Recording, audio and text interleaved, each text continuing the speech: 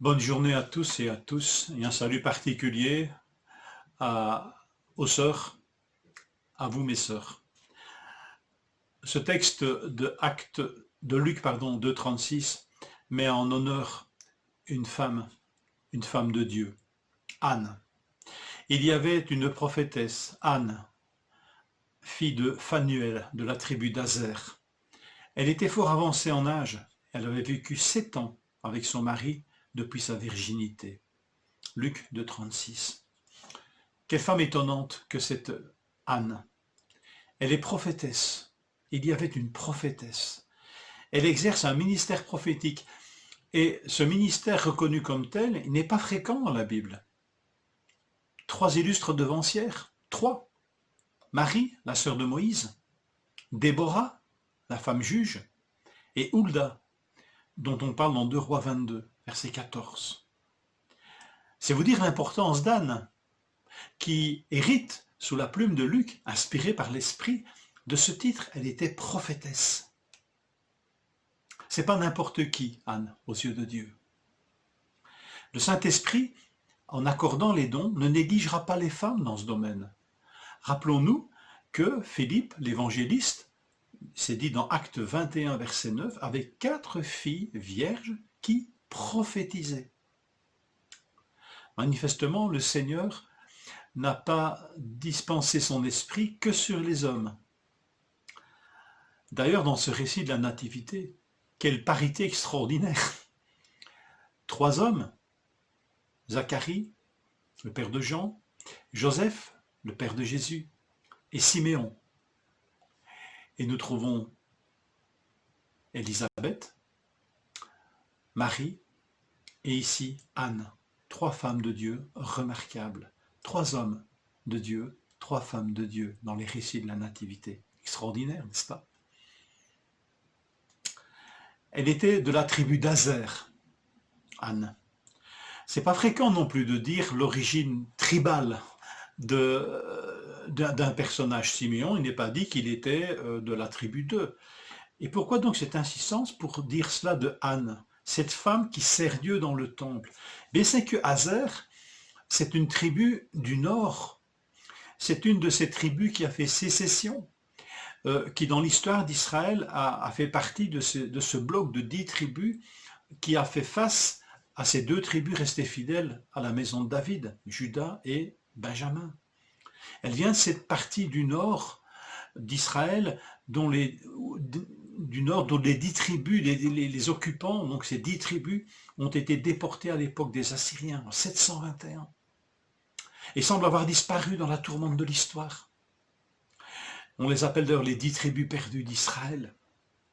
Mais elles ne sont pas perdues pour Dieu, parce que Anne est une descendante d'une de ces tribus et elle sert Dieu dans le temple. Et de quelle manière? Ça nous rappelle combien Dieu ne rejette pas celui qui l'appelle. Et ici, cette partie d'Israël qui semblait perdue ne l'est pas aux yeux de Dieu. Et au travers de Anne, de la tribu d'Azer, le Seigneur nous le rappelle.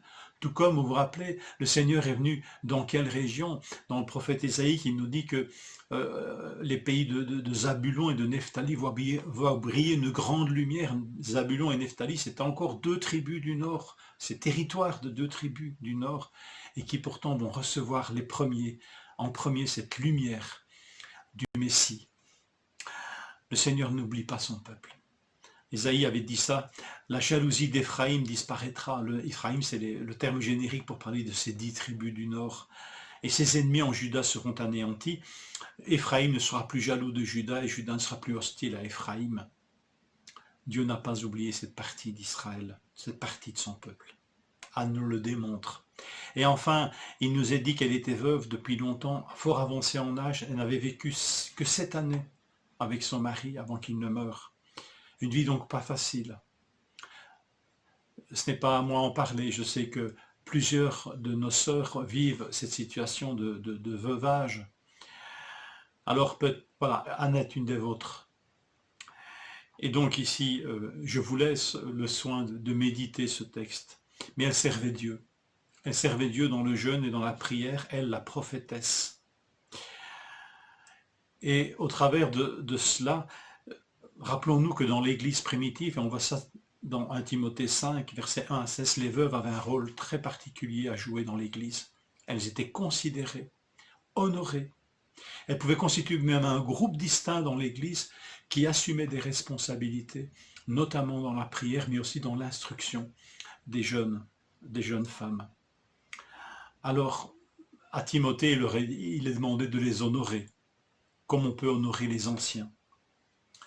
Notre Seigneur, Père, Fils, Esprit Saint, n'est décidément pas misogyne. Et il répand ses bienfaits sur les hommes et les femmes. Anne nous le rappelle déjà, l'anticipait dans un sens, et voici ce qu'il est dit à propos de cette activité de l'Esprit Saint. Là, nous voilà déjà à la Pentecôte, mais ça nous a... Voilà, je vous projette déjà au-delà du Nouvel An. Acte 2, 17. Dans les derniers jours, dit Dieu, je répandrai de mon esprit sur toute chair. Vos fils et vos filles prophétiseront, vos jeunes gens auront des visions, vos vieillards auront des songes. Oui, sur mes serviteurs et mes servantes, dans ces jours-là, je répandrai de mon esprit et ils prophétiseront. Anne est un petit peu votre modèle, votre mère dans le service de Dieu. Que nous puissions, par sa grâce, que vous puissiez par sa grâce y trouver consolation, force, sens dans votre vie de tous les jours. Le Seigneur vous appelle, mes sœurs, à le servir. Célibataires, mariés, veuves. Que le Seigneur vous bénisse.